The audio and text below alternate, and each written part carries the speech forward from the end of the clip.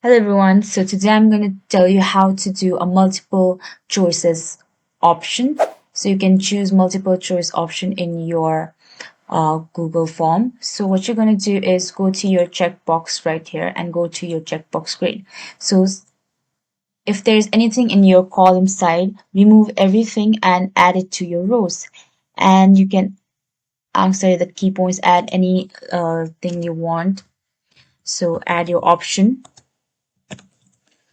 and then after answer key. So right here you have written in the column page to write. So add your points over here,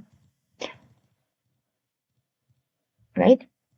So you will just choose the thing and you will write done. So that is how you get your multiple options. You can add two, you can add three, and accordingly do it, and you're done. So answer key, you get done, you will get 7 points. So that's how you do it. Thank you so much for watching.